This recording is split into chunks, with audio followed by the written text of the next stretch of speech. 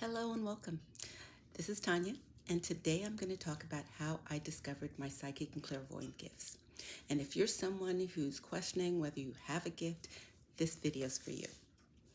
So, here's the thing. Growing up, I always considered myself weird. I knew things that I shouldn't possibly know or couldn't possibly know. Like if the phone rang, I would say, "Oh, that's Aunt Susie."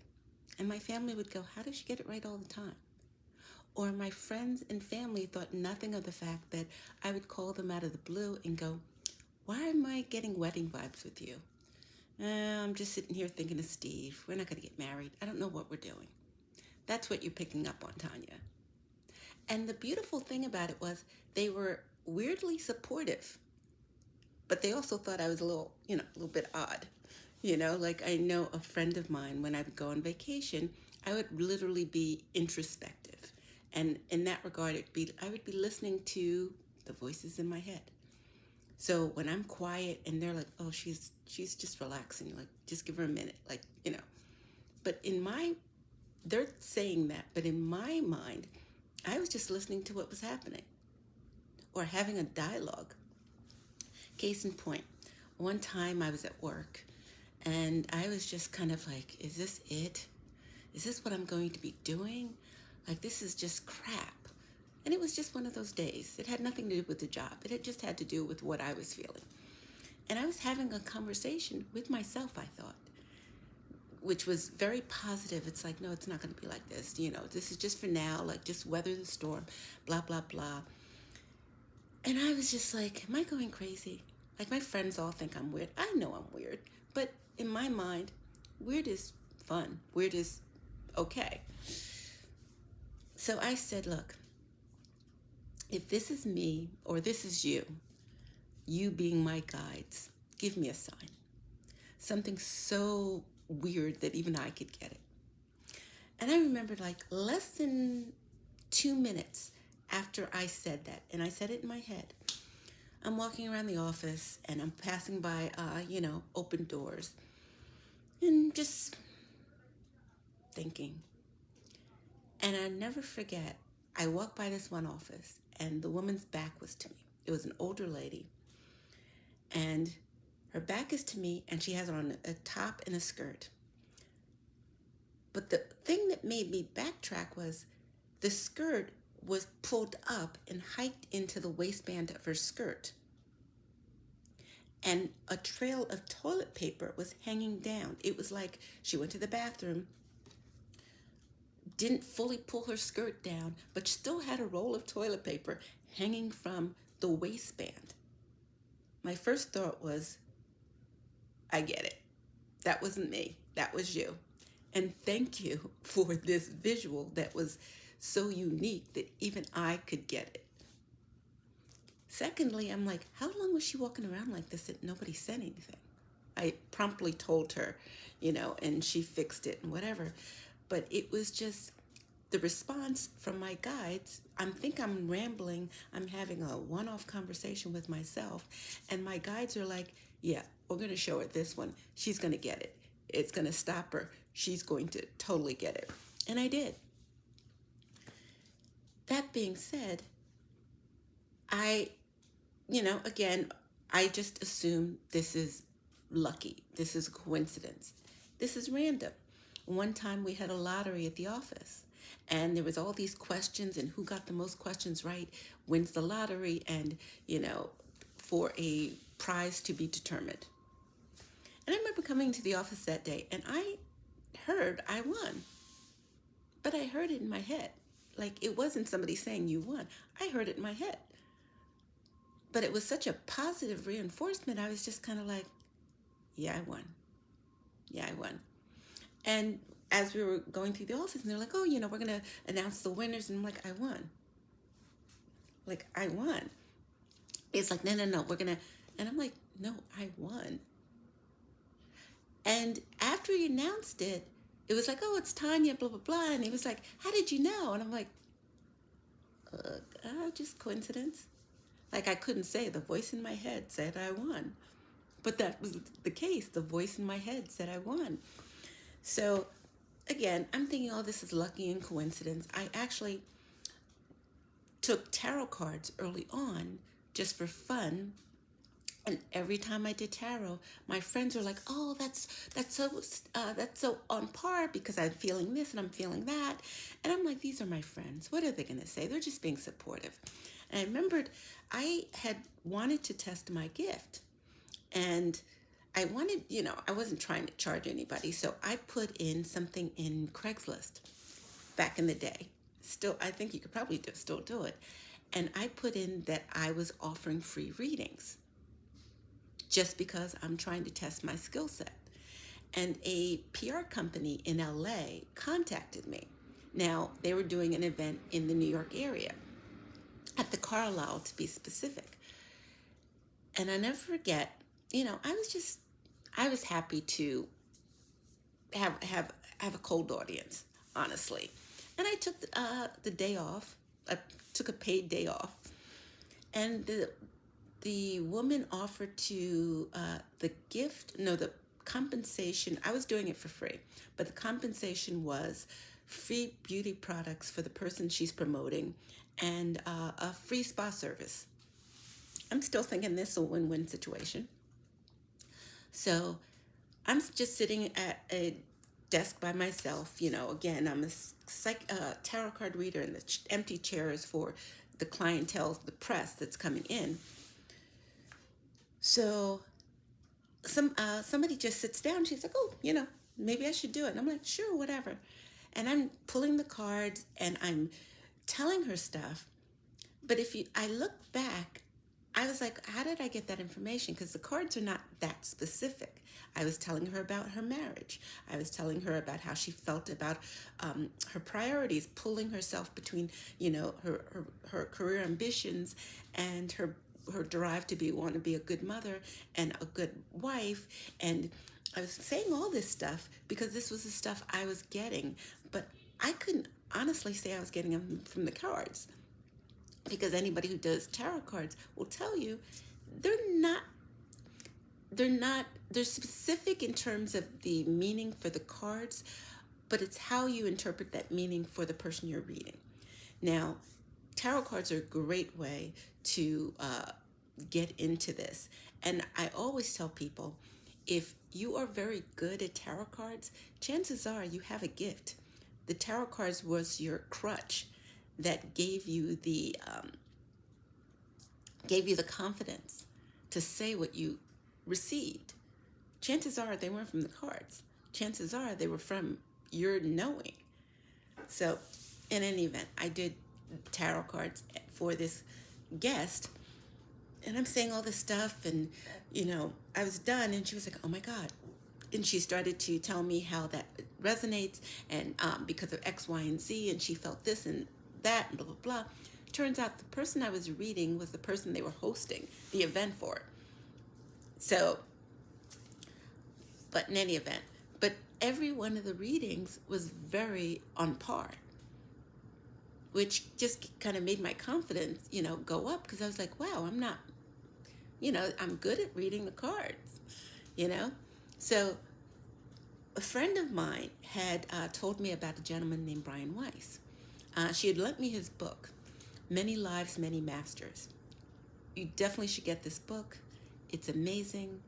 And it literally just felt like something that I was going through in a different minutia way. So we had always planned to go see him when he came to the New York area. And something happened. She couldn't make it, and I ended up going by myself.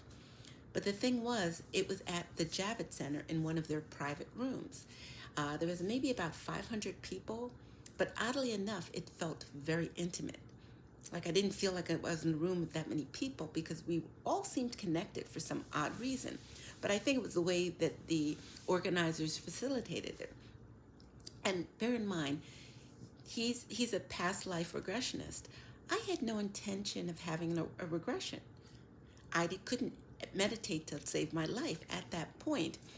I felt, if nothing else, he's a great speaker. He's a great orator. I'm going to enjoy myself. I like his books. I love the stories he tells. He's probably going to share more stories that weren't shared in the book. So this is a win-win for me. And I think it was a rainy-ish day in New York. So I was like, this is a perfect way for me to spend the day. It was a Saturday or a Sunday. I don't remember. It was a weekend. So the minute he went into the regressions, it was just like a door opened up. I didn't do anything. It just, like, mentally, it just took me there. He took me to the place that he was using the regression to take the audience to. So imagine my surprise when I had 3 regressions right off the bat. Like, he did one regression and then we would stop, take a break, do another regression, stop and take a break, go to the bathroom, possibly have a snack, and the third. So I'm like freaking out. And the audience is same thing. Sorry, my eye is just eyelashes in my eye.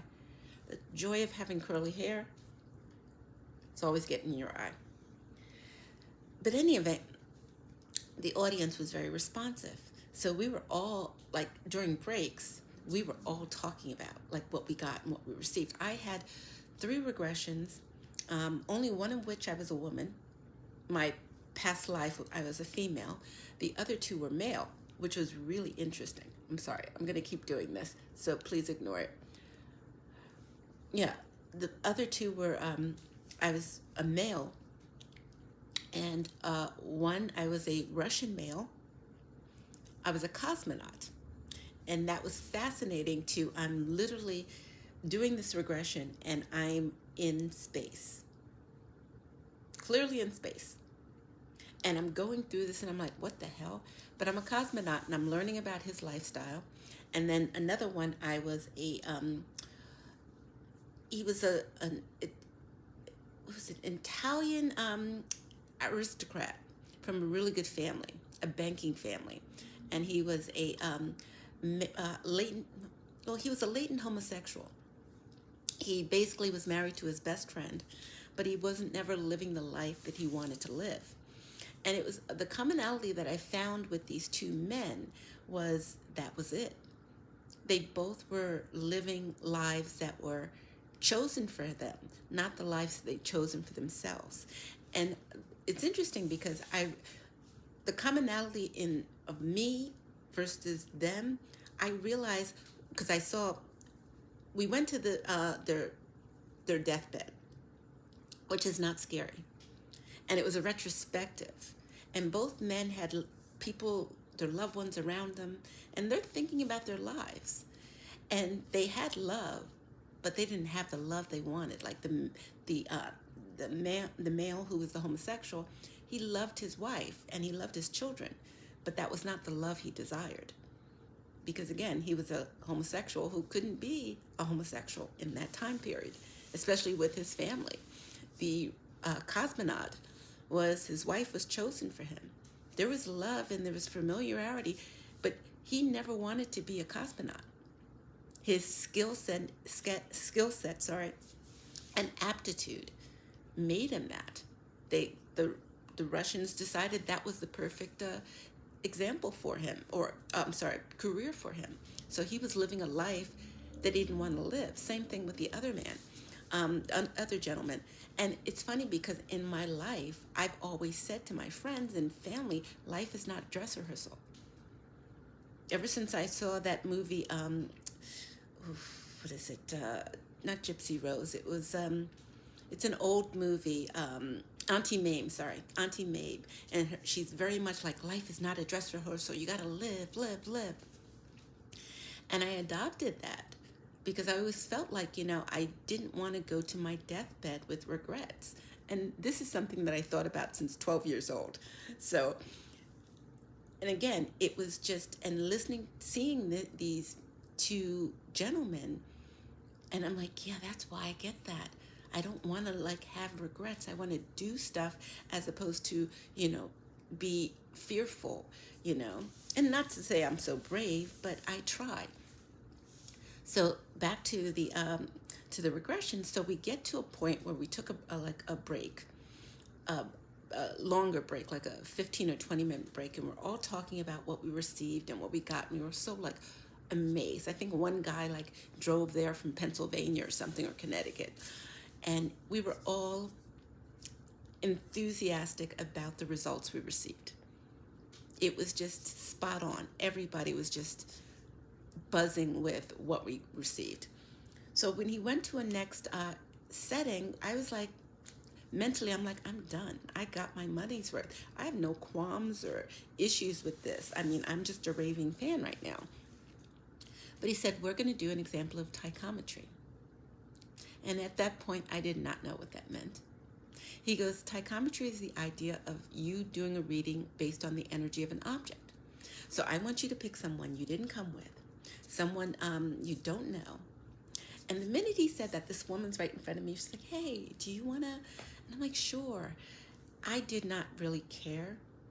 Because again, I'm riding high off what I've received. I'm like, it can't possibly get better. I didn't think I could meditate. I had 3 regressions right off the back. I didn't try to do anything. It can't possibly get any better. But so we start to exchange items with this woman that I just met. And I gave her my wallet. Again, I did not care. She's sitting right next to me. She gave me a necklace. Now, I'm a bit of a skeptic, and I think it's healthy to have a level of skepticism. The minute the necklace touched my palm, I heard her mother whisper in my ear. Now, I'm literally in my head at this point going, oh, of course it's her mother. It's a woman, a necklace, duh. Now, my eyes are closed. The meditation music is playing. And I'm already where he wants me to be, but I'm questioning everything I see. Because I'm seeing this woman on the beach as a child. And I'm questioning, how the heck do I know what she looks like as a child? I literally just met her like 2 seconds ago. Like, how would I know what she looks like as a child? But I inherently knew that image was her as a child. I don't know how I knew that, but I did.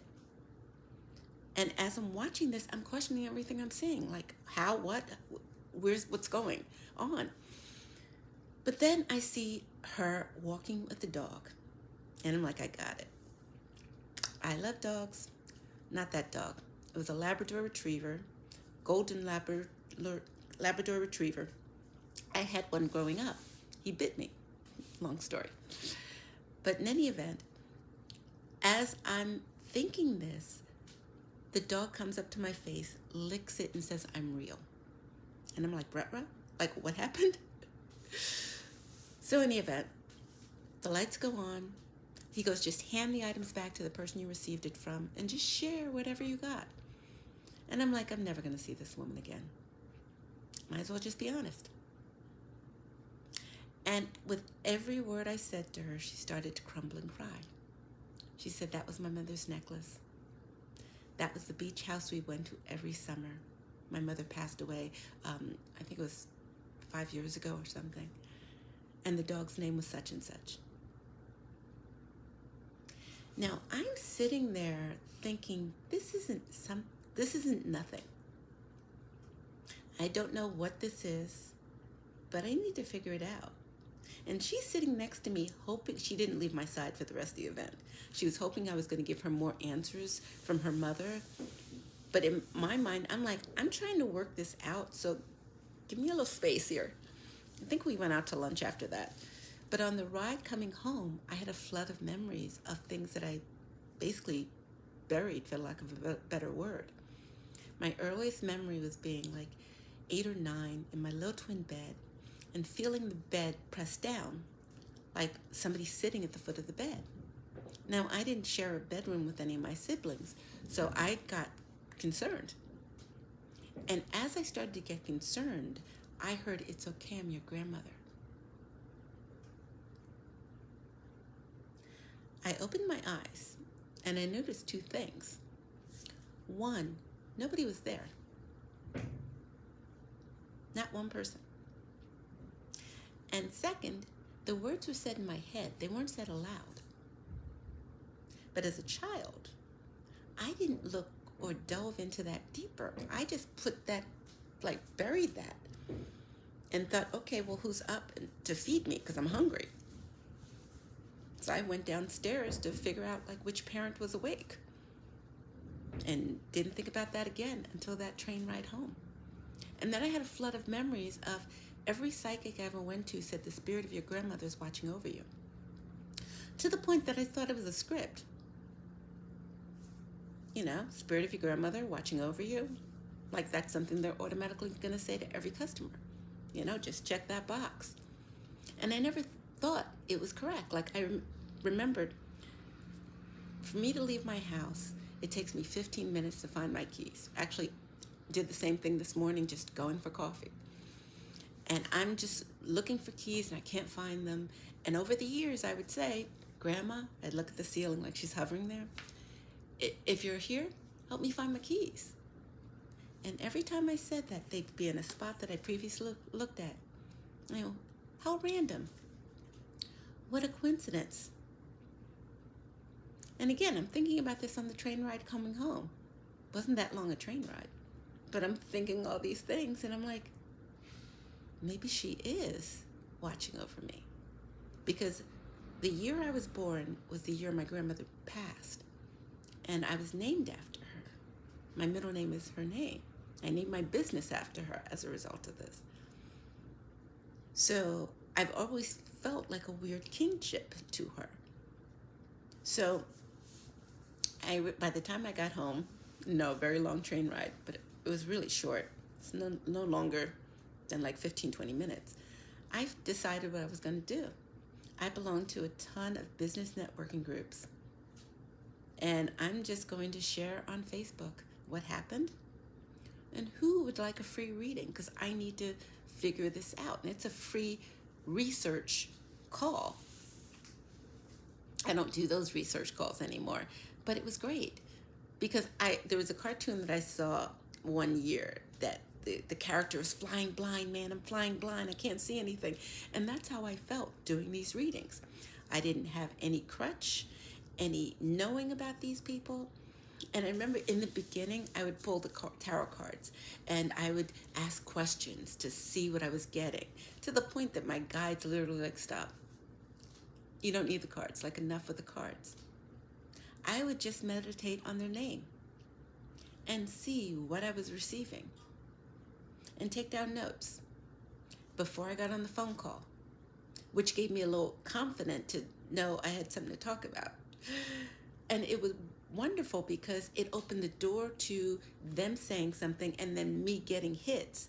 I'm putting to my head, like that's what I was getting, hits in my head of information or visuals of things. And I mean, I remember after like a couple months, I felt like, okay, this is it. I'm going to open the shingle and come out of the spiritual closet and say, yes, this is what I'm doing. And one of my early clients was in Australia.